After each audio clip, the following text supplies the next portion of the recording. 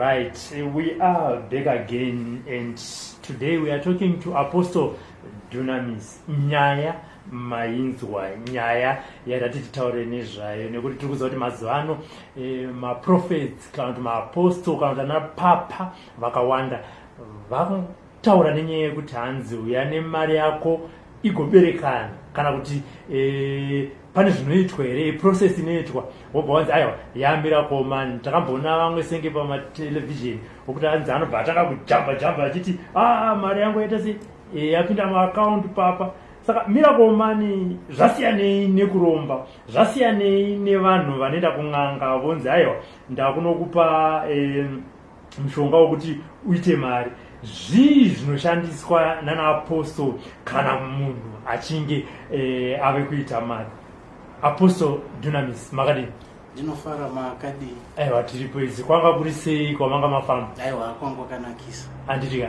Kafamba munyasha. Aiwa, handiti. Tinotina Mwari. Rekani kutanga nekubvunzai. Chii chinonzi miracle money?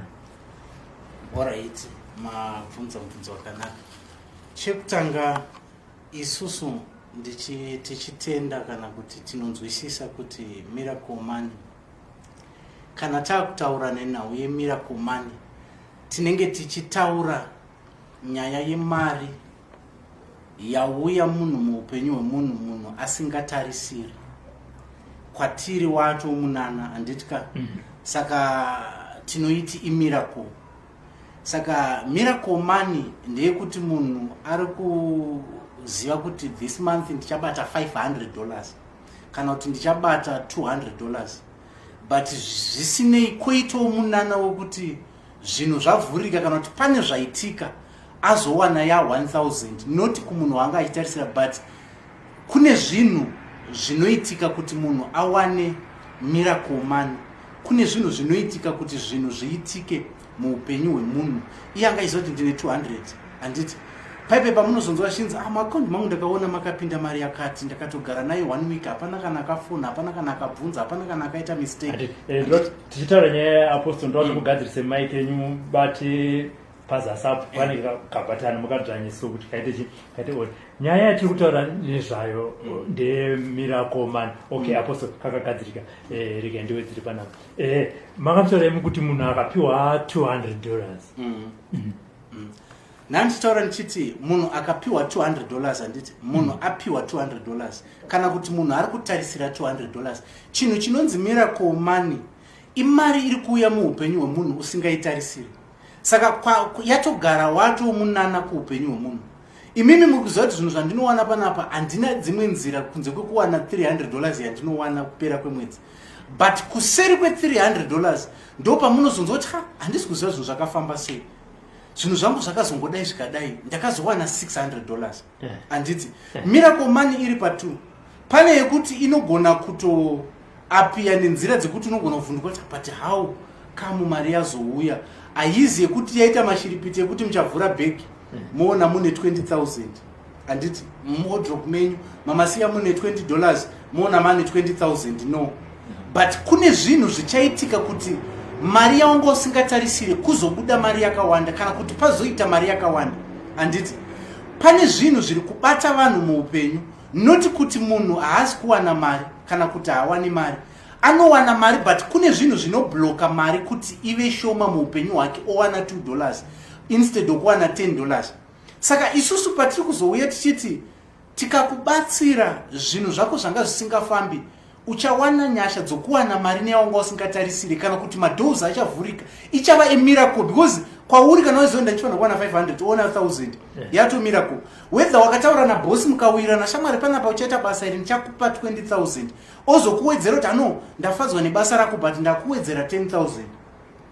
Kwatiri takutoziva kuti miracle. Saka miracle zvinhu zvinoita kuti zvinhu zvishoma zvauinazvo zviwedzere.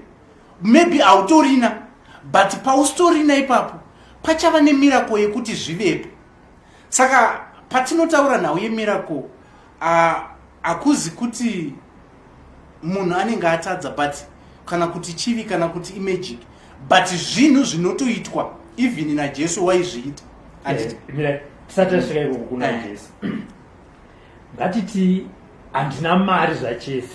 One, handina basa randaita.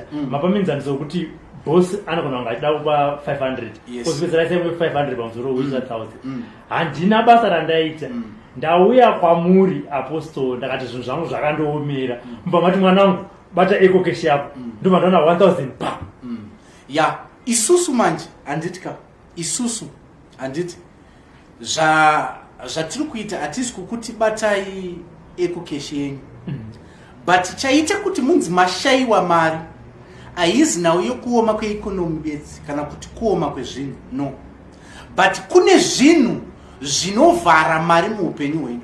Munomboziva kuti hakuna munhu akazvarwa achinzi achabudirira, hakuna munhu achazvarwa achinzi achava murombo, but munhu wese ane nyasha dzokuti aende kure. But kwatinobva kune mhepo dzinoteera vanhu, kune zvinhu zvinosunga vanhu muupenyu zvokuti chazokushayisai $10 kana kuti chakuti mazouya moti apostol handina kana coin pandiri panapa, muchindoona handina kana $, ndiri kuda help. Kana maigona dai mandiitira miracle money yekuti mari itongoapia. Isusu wei yatinokudza hatikuti bata foni kana kuti tipe kadhi rako rekubhengi, no, tinokuudza zvokuti uite. Kana takuudza zvokuti uite, ngapavhurike door rokuti uwane mari kana kuti uwane munhu achakupa basa kana kuti haizi miracle yekuti bata foni. Inopiapo ndoda kuti muninzwise.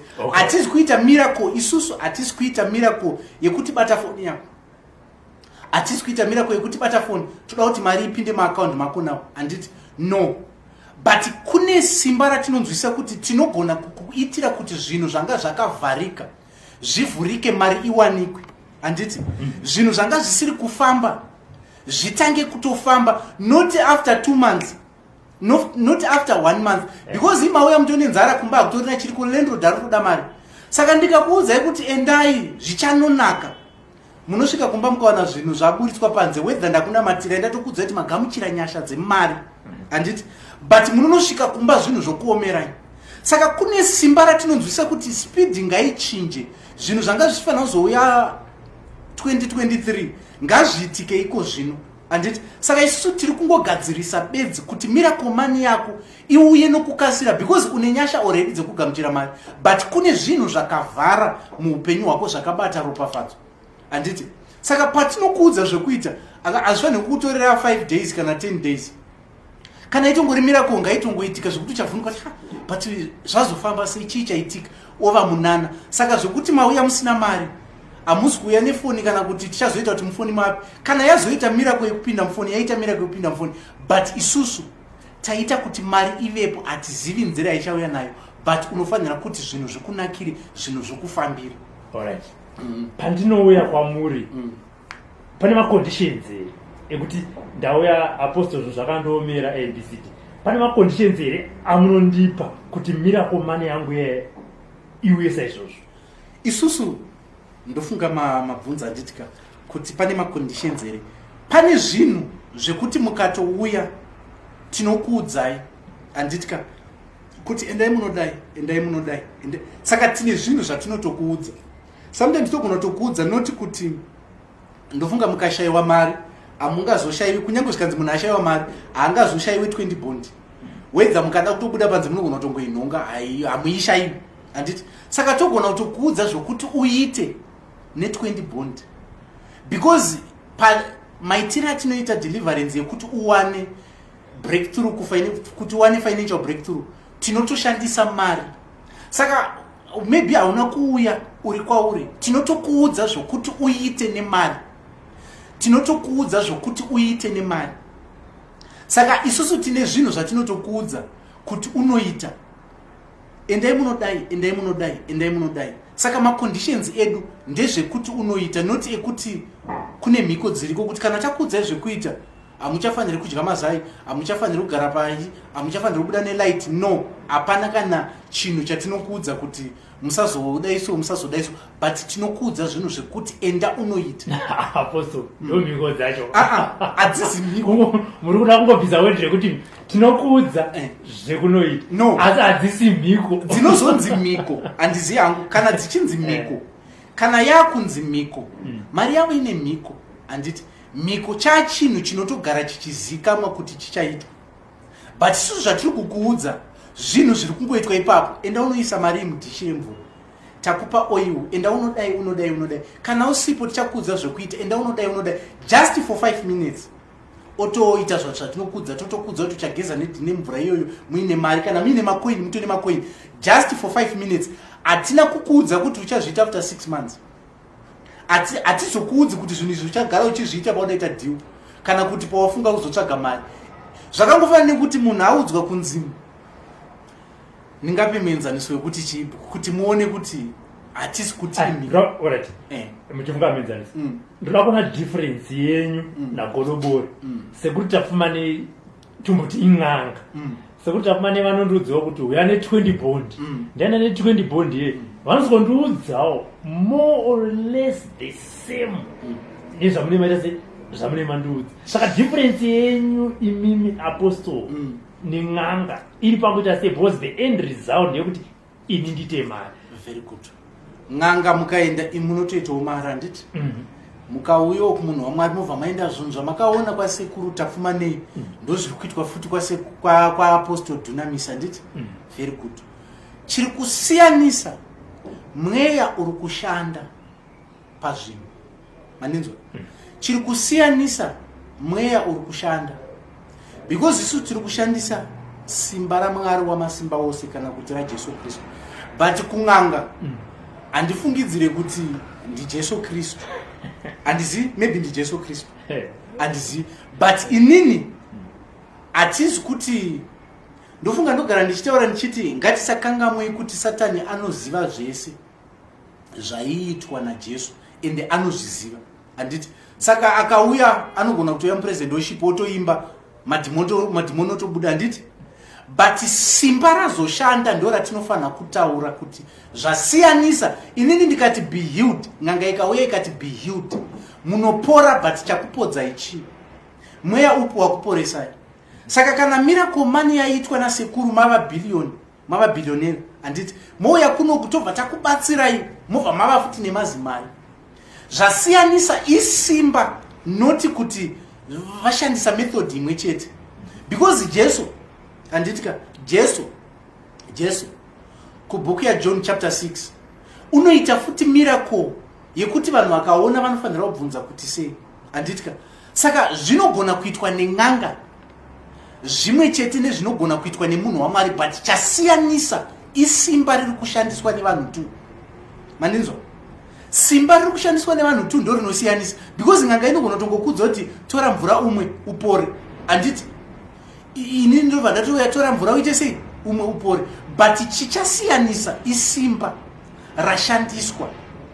Ende maresults ekupera kwazvo kuti zven'anga zvichava nepisi here kusvikira muchifa, zvaMwari zvichazokutambudzai here kusvikira muchifa, because zvikazopanduka $20 ngaizodaro pamangwana, kana kuti after 6 years yozodhimanda upenyu hwenyu. Ano wakaita mari zvakakwana, wakufanira kuchifa, wakuda sacrifice yemwana.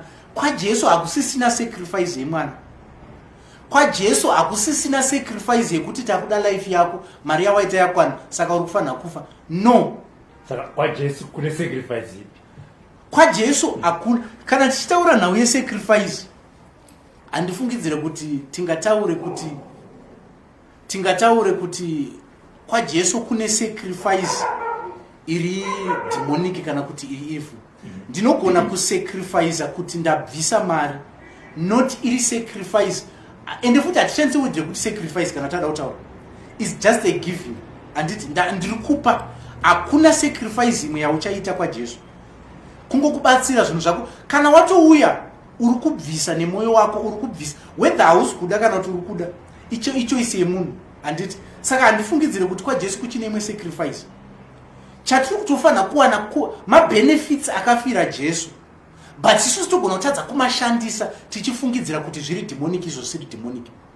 Tinogona kutadza kuzviita tichifungidzira kuti zviri satanist, zviri satanism, izvo zvisiri satanism. Tichitotya kuti zvinhu izvi zvinenge zvine usatanist, but yet pastorina kana mweya wetsvina handiti. Saka tine zvinhu zvatisiri kuenjoya, kwete nokuda kwekuti Jesu haana kuzvifira kana kuti hazvifaniri kuva zviri zvedu. Zvinofanira kuva zvitori zvedu, saka hakuna imwe sacrifice ichazoitwa futi yekuti tingati pane imwe sacrifice ichazoteera kana kuti ichabviswa nemunhu. No, hapana. Imimi apostle makamirira vamwe venyu sei muchiti kana ari mabasa eng'anga akaipa ari demonic kana ari enyimimi ari kubva kuna Jesu mese you are in spirit saka imimi sei muchida kuzoti zvevamwe ndio zviri demonic makanosecha kupi kune maresults waye yekuti zvasekuru chapfuma nezveung'anga izvi idzi demonic zvenyu inini bosi chandiri kuda inini kubatsirwa ndoita mari miracle mari chamuri kungoda mari ndosaka munhu aine choice yezvinhu zvaanotenda handitika isarudzo yemunhu yezvinhu zvaanotenda handitika munhu anogona kuenda kwasekuru zvinhu zvinomuitira handiti chinhu chandinozotaura kuti zvinhu zviri demonic zvinhu zviri kunamatwako handitika kana kuti zvinhu zvavari kutendako handiti at the end nemaresults acho nezvazvinozouyisa muupenyu hwemunhu zvinogona zvitori demonic zvinogona zvitori evil because ndikakubatsirai handifungidzire kuti ndichakuudzai kuti tichada ropa rehama yenyu mandinzwa ndikakubatsirai handifungidzire kuti tichataura kuti no mari yawaitai every year unofanira kuita sacrifice yeropa rehama yako mukaona zvadaro handifungidzire kuti zvichine umwari mukaona zvadaro ndosaka ndati mweya tinogona kuti tese tiri mumweya but yosiyana. Ndati kupindura mubvunzo uri panapa hanzi naLazarus Jamela God has nothing to do with money. Alright, zviri kunzi mwari haana chokuita nemari. Yes, kuromba kwamuri kuitisa vanhu haana chokuita nemari. Mwari haana chokuita nemari. Mwari haana chokuita nemari. Ha, ndofunga kana achida kubvunza aifanira kunyatsobvunza. Ari kukuudzaya mwari havana chekuita nemari.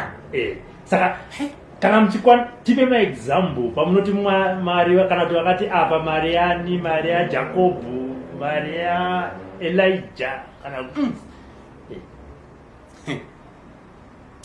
alright, regai handisi kuti handisi kudaira but zviri kundishamisa kuti munhu nhasi achiri kukwanisa kubvunza kuti mwari haana chekuita Martha Magwada abati hakuna mamiracle mani get away masatanist aya masatanist.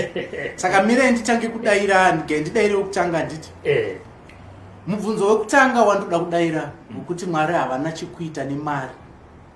Handizivi mwari waari kutaura but kana ari mwari watinotenda isusu ndofunga pachava nemusiyano wamwari wacho handitika pachava nemusiyano wamwari but kana ari mwari watinotenda isusu mwari wamasimba ose ndofunga ndogara ndichitaura ndichiti munhu kana achiti mwari haana chokuita nemari yatova question yakanaka. Munomboziva here kuti panonzi mwari haana chokuita nemari zvichireva kuti mwari haana basa nemari chaari kuda muupenyu hwemunhu haizi mari kana kuti hatorina basa hatorina support nezvemari handiti ndosandati question yake yaifanira kuva clear handiti hatorina chokuita hatorina kana support even kuti munhu ave nemari handitika but iye mwari wacho achitendera hake achiziva kuti vanhu vanogara panyika panoshandiswa mari ndiye mwari handiti mwari uyu ngati tombobvumira kuti mwari anoda kuti tishandise mari mukati meupenyu hwedu haana kuti mari yacho ngaiwande ngaimirako ishandire pane zvose zvaunenge waita kana pei yangu ichinzi $200 inofanira kuita $200 ndinozouya sei nedhora 20 bond kwamuri mimi kuti mari iyo iwande ndopatototi kuromba ikoko ndoda kuti mirapo sosanimapindura difference yamuda kutisetsa yenyu muda kuiti miracle mani yasekuri chapumane kana ndaita inini moti kuromba ndofunga kana Lazarus abvunza mubvunzo aine Bible, ngaaende kubhuku ya John chapter 6 anditka John chapter 6, because mabva mabvunza muchiti havana zvokuita nekuti mari iwande anditka. Zvinonzi Jesu aiva nemadisciple ake paine vanhu vazhinji anditi vaisvika 5000. Zvinonzi vanhu vakange vadokerwa. Jesu unotanga kutoti vanhu ava muchavapei chokudya, uchibvunza anditi muchavapei chokudya. Zvikanzi vanhu ngavaende, anoti ngaaende kumba, vanhu ngavadzokere dzimba dzake. Zvikanzi naJesu hazviiti. Vanhu ngavatsvagirwe chokudya, vawane chikafu anditi garisai vanhu pasi. Mubvunzo wemadisciple unoti handifungidzire kuti nokuwanda kwevanhu ava mari yatingashandise kuti itengwe chikafu bedzi pavanhu ava imari yekuti tinogona kusenza kwemwedzi yakawanda kuti tikwanise kufidha vanhu vari panapa izvezvi. But zvinonzi pane mukomana aiva nehove 2 nezvingwa 5 anditi Jesu haana basa nokuti zvinhu zviwanda, anoda zvinhu zviri straight zvishandirei anditka. Zvinonzi anoti garisai vanhu pasi, zvinhu kwakuuyiswa. Jesu otaura shoko kuhove 2, noti 5000 fish kuhove 2, noti 5000 loaves kuzvingwa 5. Kwakuti zvingwa izvi ngazvidyiwe nevanhu, vanhu vagute zviwanda anditi. Zvinonzi vanhu vakadya, pakatoita mabhasiketi akaiswa zvipisi zvechingwa zvakasara kubva muvanhu. Haizi miracle. Atiiti miracle yefish, miracle fish. Atiiti miracle bread. Haizi miracle. Kana Jesu aine hanya yekuti kuti fish dziwande vanhu vagute, what more mari? Ndofunga anotoudza kuti endai muno, hove yamuchatanga kubata, endai munovhura mukanwa mayo. Saka hove iri kubatwa kuti tibhadhare mari yekuti isusu tinofanira kutoita zviri kuitwa nevamwe. But ari kutuma disciple kuti enda kudziva, enda kurwizi, unoredza hove. Haana kuti ndinonamata, aiziva kuti padiwa mari. Saka mukanditi Mwari haana basa nemari, kana kuti zvinhu hazvifanire kuwanda. Iye Jesu akawedzera zvingwa 5 nehove 2. Haizi miracle here. Okay. Alright, isusu izvezvi sorry ndoda kuti mukubvunzei. Izvezvi ndikakuudzai kuti huyai ne2 fish ndidzinamatire, dzoita kuti 5000 vanhu vadye fish, mungaidye? Dai manga muri munguva yaJesu, muna Jesu wacho mugomo nemadisciple okunamatira fish, mungaidye fish kuti twachwa. Muziva kuti mufana ubenzi futi mudisciple anouya kuti pane mufana arapa nehove 2, because ukataura pana vanhu 5000 ndikuti wakakwana here. Hove 2 dzinobatsire. But Jesu muhove 2 akaita miracle. Hapana munhu ane question nhasi, hapana munhu ari kupokana nazvo. Munhu wese anototenda kuti Mwari kana akagona kuchinja hove, munogona kuchinja situation yangu. Mari yandiri kutambira munogona kuichinja uchiita prayer uri kumba kwako. But tikakuudza kuti Mwari anozviita, zvasatanist, zvasatanism. Why? Ameno. Saka Mwari nemari, Mwari vanotosapota mari. Ende kwete mbijana, ende vanotoda kuti uve nayo, because kuishaya kuchaita kuti uve ivhu. Dai Mwari vaingoda mweya yedu, dai tichingonzi ndofunga dai pasina kana kutongozvarwa, because ndiye muridzi wemweya yedu handiti. Kana aida kuti isusu titendeuke, ingori nawe kutendeuka. Dhera waita born again ndo dhera waifanira kubva wangofa. Achakutambudzirei kuti uzive kuti kuri kudiwa mari, achakutambudzirei kuti kumba kwaLand Road kuri kudiwa mari, achakutambudzirei kuti kombi yauri kukwira iri kuda mari, whether une motikari. Izvo munhu atotaipa iye Lazaro wacho, foni yaashandisa inoda mabundles. Mabundles haana kuuya neprayer, haana kungouya neprayer. Prayer watoita kuti Mwari ndipei mari, unotobuda unotsvaga mari, zvichireva kuti Mwari wacho anotosapota kuti uve nemari, because ukaishaya unopinda mujeri. Handifungidziri kuti panoitaura last time chiti tikapinda mushopu tikanotora chingwa tikadya, tikati Jesu akati torai muviri wangu mudye, tisina kubhadhara tosungwa. Alright. Hanzina Teresa Augustine. Mari iyi inoita ndisiri mukristu here kungopiwa anointing ndobva ndaita mari here. Very good. Ndofunga Jesu pa problem inofunga inoita vanhu, mubvunzo wake wakanakisa nditi. But dambudziko rinoita vanhu ndere kuti vanhu vanofungidzira kuti munhu anofanira kutanga anzi atendeuka first kuti awane ropafadzo kubva kuna Jesu kana kuti agamuchire zvaMwari.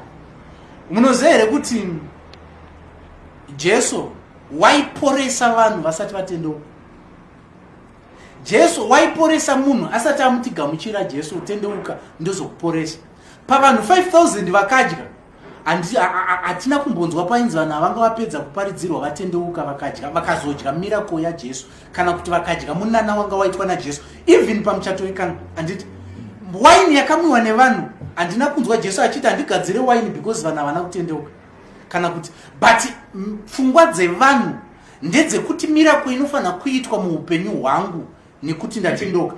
Ndosaka muchiona kuti kune maKristu akatendeuka, mutsvene, asina kana chivi chaaita, but ari kukanganiswa naSatani izvezvi. Iye akatendeuka, iye akagamuchira Jesu, but muviri wake neupenyu hwake huri kutochwa naSatani izvezvi, huri kutambwa rure izvezvi naSatani, handiti, but akagamuchira Jesu. Saka kune healing inogona kutoitika panze, kune miracle inogona kutogamuchirwa panze. Yabvunzwa naTeresa kunzi mari kana kuti miracle inogona kuitika here ndisati ndagamuchira Jesu. Inoitika because chichazoita kuti uzive kuti Jesu akanaka hunge wawana miracle iyoyo wakutenda maari. Ndosaka muchinzwa vanhu vachiti unogona kuinitiatwa, handiti, unogona kuinitiatwa into Satanism.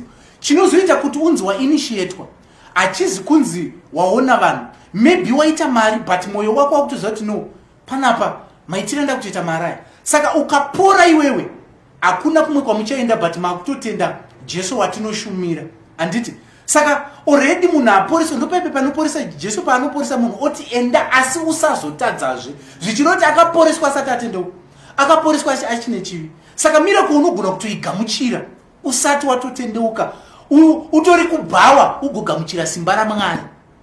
Utori handisi kuda kuti kubhawa kune munhu akaipa beti, wakatobata banga unogona kugamuchira miracle yaMwari kuti simba raMwari rionekwe, zvakaitirwa kuti simba raMwari rionekwe. Saka zvimwe zvinhu unogona kutoita mari yacho kuti simba raMwari rionekwe, noti kuti haugamuchire miracle. Ndosaka ndati kune vanhu vakatendeuka vakasimudza maoko vakachema nemisodzi, but vari kutotsanya izvezvi, but ari kunze kwenyika kana kuti ari muno muZimbabwe, but zvinhu zvakamuomera, zvinhu hazvisi kumuitira, zvinhu zviri kumurwadza. Iye akagamuchira Jesu nemwoyo wese, iye achitenda kuti kuna Mwari wamasimba ose, mandinzwa, achitsanya, achirara, achichema, achiita sei, but zvinhu zvakamuomera. Saka haizi nawe kuti unogona kugamuchira Jesu but Satani oramba achikutocha semweya yawaikutocha nezuro usati wamugamuchira. Inongoita because chagamuchira Jesu mweya wako, but ukasaziva kuti body inoyi inofanira futi kuchinjwa nokupfekedzwa nokugara zvakanaka kuti ichiwana ropafadzo yakabvira vana vavaIsraeri kubva kuIjipita, tinoita mistake. Because ndaigara ndichitaura ndichiti dai vana vavaIsraeri vasina kutobviswa kuIjipita, kana inge rinhau yekungonzi vatendeuke vagara vari vana vavaIsraeri, voraiti vanotoziva Mwari kana kuti vanonamata Mwari wamasimba ose, handiti. Saka chekubvira kuIjipita but vaichema vachiti tanzwa nokukanya zvidhina nemate, tanzwa nokupisa zvidhina neuswa, upenyu hwatiri kurarama huri kurwadza. Kusvikira Jesu Mwari ati aiwa, regai ndikuendese kunyika inoerera huchi nomukaka. Huchi hwanga huri pamwe. Saka apostle regarding ingejema viewers, Amanda Nyoni hanzi musa manipulate the Bible. Jesus Christ feeding the 5,000 has nothing to do with miracle man. Matorasika ipapo zvikanzi nadanai ishe chera yekuwana muaccount haisi miracle man ba, inenge yatorasika, munhu anogona kuitresa. Zvikanzi naNunu Magaba, hakuna Mwari vakadaro, taurai zviri pachena kuti munorombesa nokuti kuiti, not kuda kuitisa vanhu mari. Amanda Nyoni, zvemiracle man izvi zvakatanga nemi veprophetic movement. Mwari kana vachida kuropafadza munhu vanotuma umwe munhu kuuya kwaari, not zvemari munongonyuka from nowhere. Alright, mabvunza mubvunzo yakati wandei but ida kuenderana, handiti? Kuti zvemari izvi kurombeswa, zvemari izvi hazvitu. Munomboziva here kuti vanhu vanotaura vachiti tiri kukanganisa Bible kana kuti hazvina kuitwa naJesu, handitika, zvatiri kuita zvaakutorwisa Bible. Ndosaka ndati dambudziko redu inini ndotenda kuti pane kumwe kusazivawo kunodiwa muupenyu hwemunhu, kana kuti kungoratidza kunge wakapusa kunodiwa muupenyu hwemunhu. Ongoti hangu inini ndikaverenga ndikanzwa kuti Jesu akasvinudza bofu, handiti zvinhu ngazvindiitirewo zvinhu zvangu zvitofamba, kwete kuda kuzochinja kuti no bofu iranga riri bofu pamweya, takutosiya zvepanyama, takutonanga nezvepamweya, kana kuti no Jesu zvaakafidha vanhu 5,000 hazvinei nezvemari. Saka zvinoreva here kuti kana Jesu akafidha 5,000, Jesu akafidha 5,000, taakufanira kungoita miracle yakafidwa naJesu chete yekufidha vanhu nefisha. Dzimwe miracle hadzichafanira kuitwa, tofanira kuita because Bible kune zvinhu zvakatonzi zvinhu zvakaitwa naJesu hazvizi zvese zvakatonyorwa. Dai zvese zvakaitwa naJesu dai pasitorina. Saka zvinoti kune zvimwe zvisina kurekodwa zvakaitwa naJesu. Saka haizi nawo yekuti toda kukanganisa Bible kana kuti toda kukanganisa shoko raMwari taakuita zvinhu zvisirizvo. Kana Jesu akafamba pamusoro pemvura, ndosaka muchionoti pane mudisciple akaona Jesu achifamba akati neniwo akanzi uya handiti, but akazova nefiye. But taita vanhu vadambudziko rokuti anogona kutokukotera okuudza kuti kufamba kwaJesu pamusoro pemvura hakuzi kufamba physical, pane zvinhu zvaaireva handiti. Kana kuti muenzaniso, isu hatisi kutora muenzaniso, ngativerengei zvazviri. Imimi kana makuzotora madictionary mozotsvaga imwe madictionary, isusu hatisi kutora dictionary. Tikangonzwa kuti Jesu akati akaenda pamuchinjikwa, ngatitozivai nekuti ndiporeswe. Nemavanga ake ndakaporeswa tafanira kutaura healing. Zvamuchatsvagawo ndimiwo. Isusu ndosaka ndati tine zvimwe zvinhu yangu zvandinotenda kuti inini ndakapusira. Kana ndangonzwa kuti zvinhu zvangu zvinofanira kunaka, nekuda kwokuti ndaverenga shoko rinofanira kuti Abraham naLot vakatoita kuti vanze no, hatichakwanisi kugara tese, zvipfuyo zvedu zvawanda panzvimbo yatiri kugara, iwe chienda but vari baba vekutenda. But ainzi aiva nemangamera ekuti vaitadza kushayiwa pekufudza. But imondiudza here kuti kana zvaakuitwa nesu tonzi kurombeswa, yonzi mushonga. Saka ndareva ndikati dai panguva yaJesu aifamba izvezvi, mumazuva ake kune vanga vasingatomutendi. Vanhu vakatodzoka kanzi kana wadya uchavo hameno zvako wainitiatwa, fishi dzawadyidzwa wadzidzwa kuti dzabva kupi, makazviona kupi, rutsa handiti. Vana vevamwe vanhu vakatonorohwa kumba vachinzi kwawaenda ikoko usaende, makamuona kupi munhu anochinja mvura ikava waini, anga asingatotendi. Saka kune zvinhu zvaitoitika munguva yaJesu but hazvina kuzorekodwa. Hazvinoti kune vanhu vanga vasingatotendi, kune vanhu vanga vasingatozvitendi. Munoziva here kuti ndogara ndichitaura ndichiti rufu rwaRazaro rwatakanzwa, but hazvinoti kwangu singafiwe munguva yaJesu, kwaitofiwa vanhu vachitovigwa Jesu ariko. Otonzi musafure nepapapa pane rufu, muraini umu mune nhamo, zvaitoitika. But rufu rwatakanzwa nderwaRazaro, ndiye chete watakanzwa nzi akaenda Jesu akaenda shamwari yake akazoenda kanomutsa handiti. But vanhu tine pfungwa yekuti kana zvazoitika kuvanhu vaMwari, nhasi kukanzi kune zvaitika, pfungwa dzevanhu dzinoti sei zvaitika iwo achinamata, sei zvaitika iwo ana Jesu. Munguva yaJesu paakatoenda kune kwaitofiwa. Saka munoona here kuti Lazaro ndiye akazofa akavigwa, hakuna umwe kune vakatofa vakatovigwa Jesu achitofamba netsoka. But hazvina kurekodwa, hazvina kunyorwa. Saka kune zvinhu zvekuti ngatisati miracle iyi haifaniri kuva imiracle chete yechikafu, yanga isiri uri kudyirei kuti ndirarame tidzokere kumba tinoenda kumunda tisenze, wedza munguva yekwanga kusina mari handiti, pamwe tinoti kwanga kusina mari but ndotenda kuti mari yaiveko. Mati mimi zvekwana sekuru unopiwa nhiko tombosenzesa wedhiroro kunzi wobva wazikana kuti nguva yako unofanira kuita ABCD, pamwe unogona kuzonzi nguva yako yekuita mari yakwana, pfuma yako yakuchiparara, kana iwo wakuchiparara.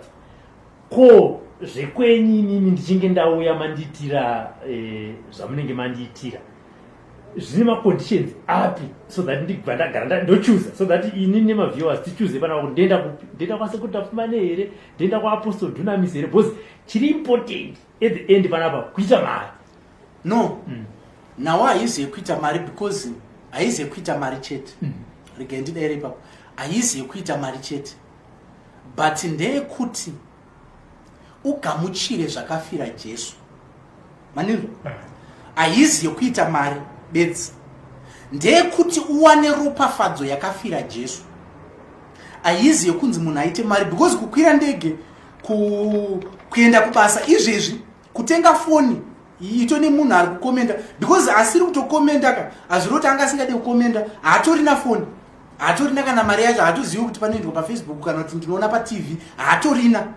But iwo wakawanirwa nyasha dzokutowana foni, zvinoreva kuti iropafadzo yaMwari, handitika.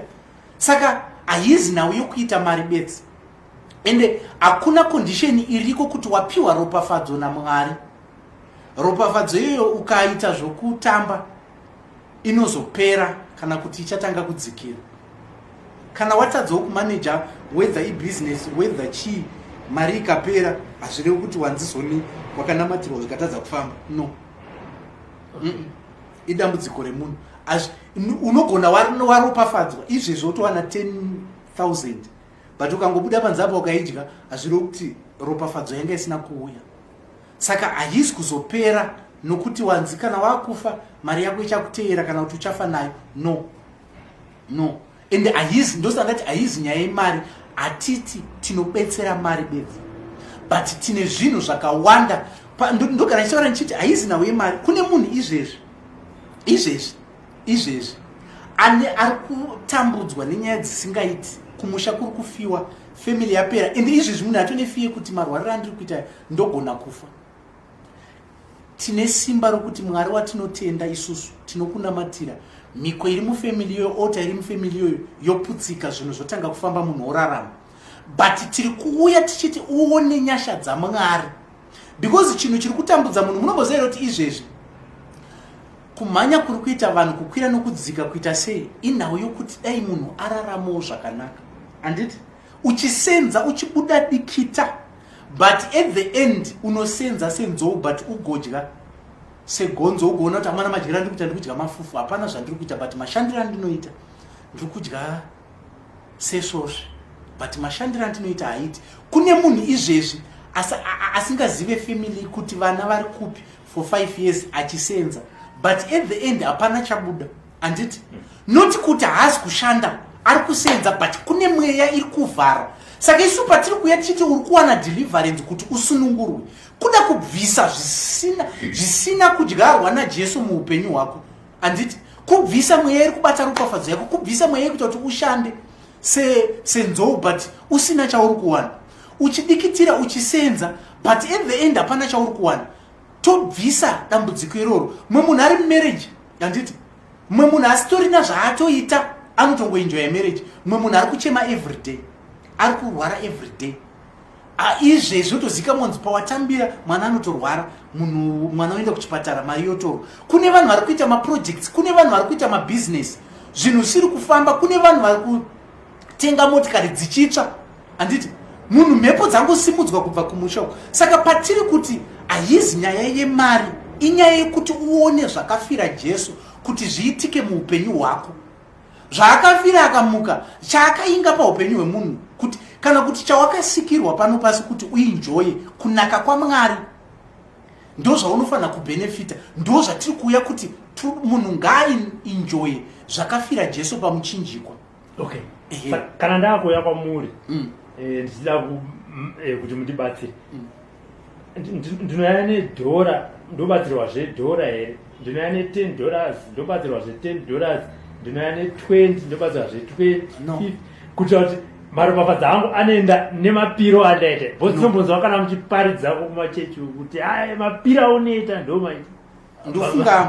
Ndofunga pane zvinhu 2 handitka. Pamuri kuuya muri kuda deliverance, handiti?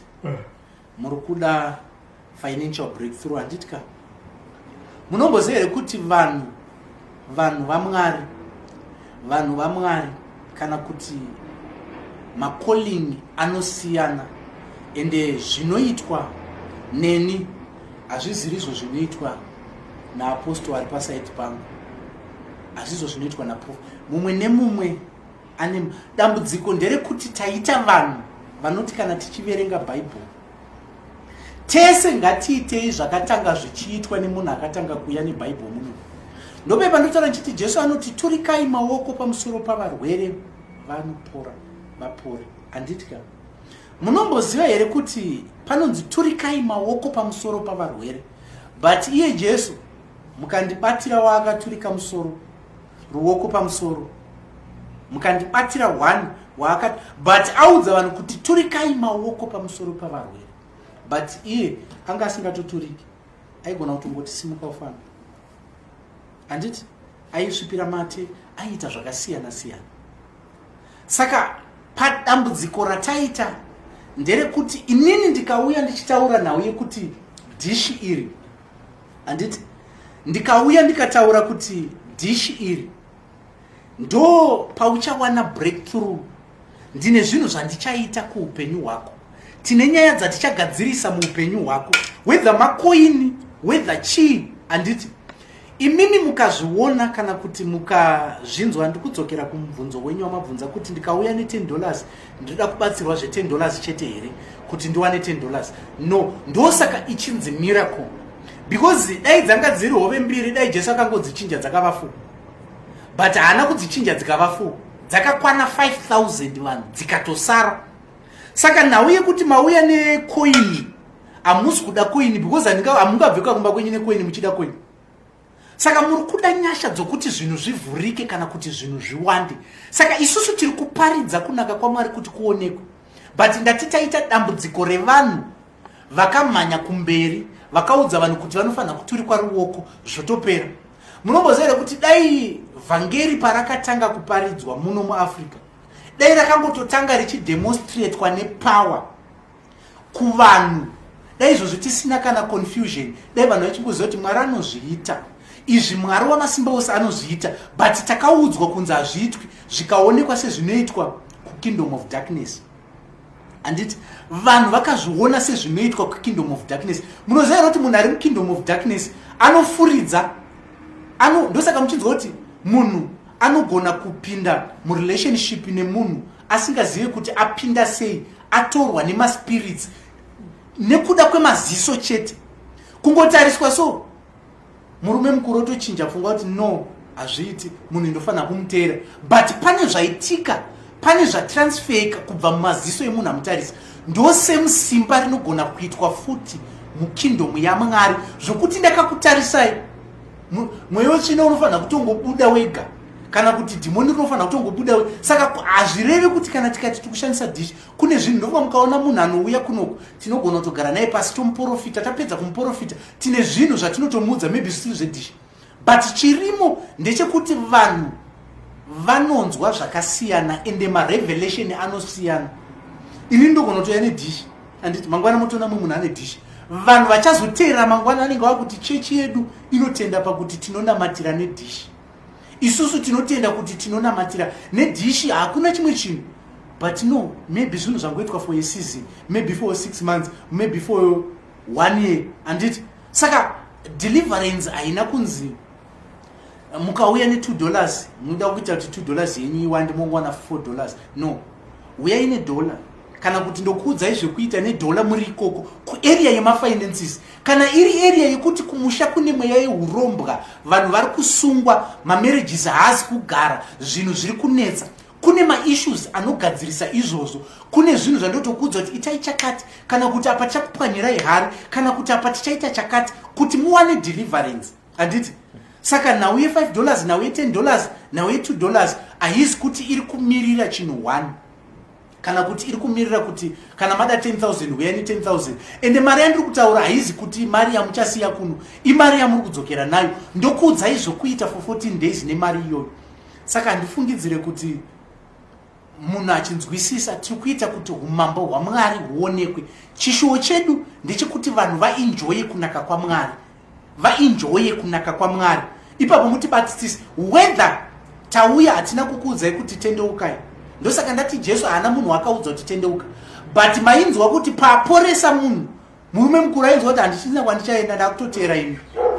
Saka kutendeuka kwemunhu hakuzi kuti taita crusade toparidza kuti dzokerai kudzimba, dzikamai, itai zvakanaka, Jesu ari kuuya. Ndofunga mharidzo idzodzo munoziziva kuti dzaitika munhu achidzokera kumba chinozoita kuti zvinhu zvirambe zvichimunetsa achipedza kuti amen ane vanhu vakamugarira panze vari kumunetsa handiti achipedza kuti ndagamuchira Jesu munhu wechikwereti kana aripo haambomuregerera achiti wachisikwa chitsva wachisikwa chitsva pamweya noti panyama wachisikwa chitsva pamweya noti panyama kana wanga ine chikwereti kubhengi chichitoriko haumbovaudza kuti varume zvikwereti zviya zvakazopera nekuti ndakagamuchira Jesu. Saka isusu takuuya kuti nebhodhi yako ichinjoya kana kuti ichiwana ropafadzo yaMwari wacho pamuviri nekuti Jesu anotoziva zvezvebhodhi. Because denga nyaya yekungoti mweya wako chete dai Lazarus asina kumutswa but akamutsirwa kuti atomboinjoya ararame aone kunaka kwaMwari afambe haana kumutswa mweya akamutswa nyama.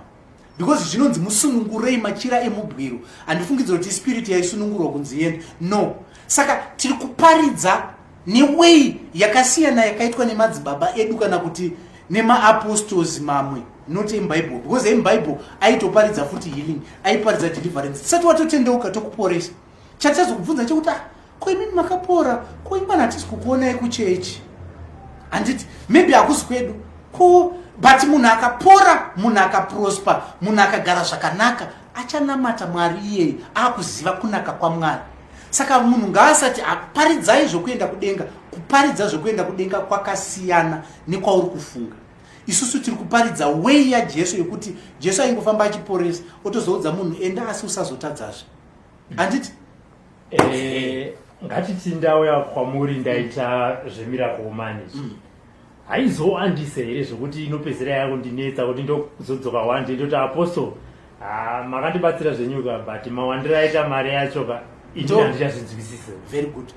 Mabvunza akanaka nditi inini ndofunga kana zvikanzi mabatsirwa mari yonzi yawanda kana kuti zvinenge zvaakundityisa mawandiro ari kuita mari kana kuti mavhurukiro ari kuita ndati haizi mari bedzi iri kuwanda nditi zviri kuitika ndezvekuti takunamatira une dhiu rauri kuita une bhizinesi rauri kuita handifungidza kuti mungadzoke kuno kumuchiti mazarira kuita makastoma mubasa mangu handisi kufara nazvo ndaakutya kuti mangwana zvinhu zvinogona kupanduka no kana kuti ndanga ndisingawane matenda but mawanira ndakuita matenda munhu waMwari ndaakutya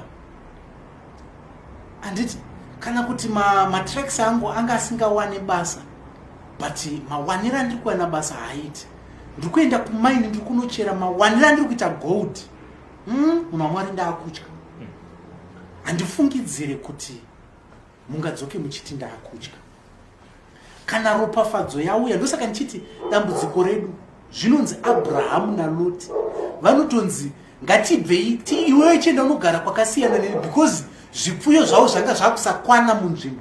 Unoona panonzi zvipfuyo hazvichakwana munzvimbo kwekufudzira kwaakunetsa. Ndofunga kana dziri mombe imombe dzeraini rese but dzeraini rese dziri kukwana but dzaAbrahamu naLoti vari tu vaitadza kukwana kusvikira vataurana kuti iwe chamachienda uku ini ndiende uku handiti. Saka ropafadzo handifungidzira kuti ingauye kuupenyu hwomunhu ukati yawandisa no vanhu ngavatoita kiu vanhu ngavatoti munhu yanenge akaromba ndoropafadzo yatida. Kana dziri mota ngadzizare pamba kana dzikava 20 zvekuti unoshayiwa zati ndakapedzera kuidhiraivha rini hauzi usatanist hazvizi mweya yechina hazvina dhimoni. Ndosaka muchitoona kuti pana Jesu pacho akaita miracle yekuti zvinhu zvakasara. Saka handifungidzire kuti mungatye kana kuti mungadedere kuti mari yawanda. Ropafadzo yaMwari ngaitoita kuti mukanga muti wona ndakasiya 1000 apa kutozvikangama hazvinzi marombo. Kunaka kwaMwari muchaudza vanhu kunaka kwaMwari ende ipapo muchanoparidza even negiving kunaka. But chiri kuita kuti musatobatsira munhu ari kutambura kana kuti ari munhu ari kubvunza handiti chiri kuita kuti asabatsira hama yake iri kubvunza inhau yekuti yaona yacho itori shoma maybe haizitokukwanira but unogona kuzotoparidza kutozikamwa nokuparidza nekupa unotambura nekubatsira vashirikadzi nekubatsira nherera neyawe inayo inenge yawanda. Saka Mwari kuti ropafadza handifungidzira kuti ndingabvunde kuti mari yawanda no because zvinotodiwa nemunhu zvakatowandisa handiti. Apostle tauda kuenda kunopedza tomboisa zvemiracle money paside mamwe matambudziko amunobatsira vanhu munyika muno nekunzi ndeapi? Isusu ndofunga zvinhu zvatinobetsera vanhu zvinhu zvatinobatsira vanhu kana kuti matambudziko atiri kubatsira vanhu iko zvinozvi. Ndofunga munhu angaite issue kuarea yemarriage handitika, maybe munhu ari mumarriage but zvinhu hazvisi kufamba zvakanaka, munhu ari kuda kupinda mumarriage handitika, kana kuti ari kuda kuroora, tinobatsira matambudziko akaiseyawo handitika.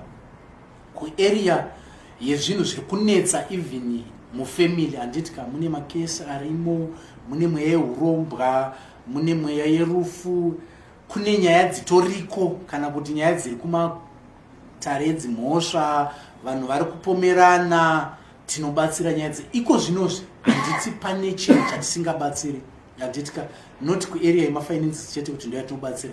Pari zvino handina munhu watakati dzokerai kumba kana kuti zvaramba, no. Ende tiripo pakuti simba raMwari rionekwe. Saka idambudziko ripi whether hauzi muno muZimbabwe uri kwauri, kune simba raMwari rinoporesa uri kwauri. Haizi nyaya yekuti huya kuno kana kuti huya ugara apa, tagara muofisi muno mutotanga kutaura newe, tokuprofita, tokubatsira, tokuita se. No, uri kwauri ikoko, tinokubatsira uri kwauri. Zvinhu zvotanga kufamba uri kwauri. Vamwe vanhu vari kurwara, vamwe vanhu vane zvirwere zvinoteera zviri mafamily handitika, zvekuti vanhu vane BP, vanhu vane shuga handiti. Izvozvo tiri kutobatsira vanhu. Tine vanhu vane matestimony. Isusu tiri vanhu vasingaisi matestimony pasocial media handitika, tinozviita nokuda kwekuzivawo kuti vamwe vanhu havadi kuzikamwa zvinhu zvavo. Hatizi vanhu kana kwakuchechi munhu ndopa achatestifya, huya pamberi otestify kana achida, ndofunga handitika. Saka tine zvinhu zvatinotenda kuti hatina chinhu chatati chimbodzokerai kumba. Kana mukanzi mauya nenyaya yamufunza kuti haiiti, hatina munhu watamboti chidzokerai kumba kana kuti yazoramba. Tinotenda kuti Mwari wedu anoita kuti zvikuitire ende upore zvinhu zvauri kuda Mwari wedu aite. Saka kunyange nyaya dzemamhepo, nyaya dzemamarriages, nyaya especially dzemamarriages, especially dzehurombwa kumafamilies dzevanhu vari kunetseka nezvinhu, mabasa haasi kufamba, zvinhu hazvisi kufamba, vanhu vakadzidza but hapana chiri kubuda, idzodzo musatya, musavhunduka, Mwari wedu anokubatsirai. Mune madays here amunobatsira kana kuti anytime stita? Ndofunga for ma one-on-one evanhu vari local kana kuti vanhu vanoda kuuya handitika, tinoti kubva Monday kusvika Friday, kubva na9 kusvika na5 tinenge tichibatsira vanhu handitika, tinenge tichibatsira vanhu vanouya togara tese pasi. Munhu wepafoni hatina zuva, hatina nguva dzedu, tinototi maybe ndofunga nekuzosiyanawo kwetime handitika, maybe haazi munomu kwaariwo time dzinosiyana handiti, ndiye munhu watingataure naye netime inoenderana nekwaari handiti, but hatina munhu watisingagamuchire whether uri munomu, whether pafoni. Wepafoni kana ikanzi iSunday you are free kufona, totaura newe. Kana tiri free totaura newe, kana tiri busy, whether ukafona tine vanhu tinotokudza kuti muzofona nguva yakati, totaura tese handitika. Ndo zvatinoita, tinobatsira vanhu kubva Monday kusvika Friday malocal, but pafoni nguva dzese tinokubatsira. Kufunga ndizvo. Ngatiti kune mhuri zvichida inoda kukutorai ienda nemi kana kuhwedza kunoti munoitawo munamato nekuropafadza pamba pachivavo, makasununguka here kuzviita zvapo? So hatina dambudziko nazvo, ndofunga tinotombozviita zvakanyanyisisa. Ndizvo afanira patani tiri kuSouth, tine imwe family yange ikatotidenza handitika, tikatoenda kumba kwavo handiti, tikatoenda kumabusiness avo. Saka izvozvo zvinhu zvatagara tinotoita kubva kumashure. Saka munhu akasununguka kuti uyai, as long tawirirana tinoenda kwaari kuda kuti tinoenda, tinomubatsira ari, kana kuti ifamily vane zvinhu zvavada kubatsirwa as a family, takasununguka. Mashoko enyu ekupedzisira pazara nhasi takatarisa nechirongwa chatanga chita chekuti miracle man kuromba here kana kuti isimba raMwari riri kuropafadza vanhu. Alright, mashoko angu okupedzisira andinoda kuzivisa kuvanhu vese vakanditarisa kana kuti vari kundinzwa handitika, ndeyekuti isusu kushumira kwatiri kuita, chinangwa chedu ndechekuti muone kunaka kwaMwari, uenjoye simba raMwari wamasimba ose. ende hatipo pakuti tiri kuda kukubvisa muchinamato chaunotenda, but tiripo pakuti uone kunaka kwaMwari wamasimba ose kana kuti kwaJesu Kristu weNazareti. Saka zvese zvatiri kuita tiripo pakuti mungoenjoya kunaka kwaMwari. Haizi nawo yokunzi kutendeuka kwemweya wako, but nyasha dzaMwari dzionekwe ende muve nemufaro. Zvinhu zvokufambirei, mabhizinesi akufambirei, vana vakupei mufaro. Vasaite zvemadrugs, vana vagare zvakanaka, vana varoorwe. Handitika tiripo pakuti zvinhu zvikufambirei. Saka mashoko angu ekupedzesera, chinangwa chedu ndechekuti simba raMwari at the end of the day ndechekuti simba raMwari rionekwe. Hakuzi kuromba, hauzi mushonga, ipfungo dzemunhu. Kana tikakuti shandisa mukaka, shandisa mvura ukati kuromba, no, zviri kwauri, but isusu tiripo pakuti simba raMwari rionekwe, ukuru hwaMwari huonekwe. Handitika kana kuine vanhu vanoda kundibata, vanoda kufona, vakasununguka, nhamba ndodzi dziri pascreen, you are free kufona. Ndinokuprofitai, ndinotaura nemi. Hatiti taura zvinhu zvawafonera, tinotanga takuprofita. Handitika Mwari wokudenga akubatsirei, akuitirei zvakanaka, akuropafadzei. Ndofunga ndatendawo.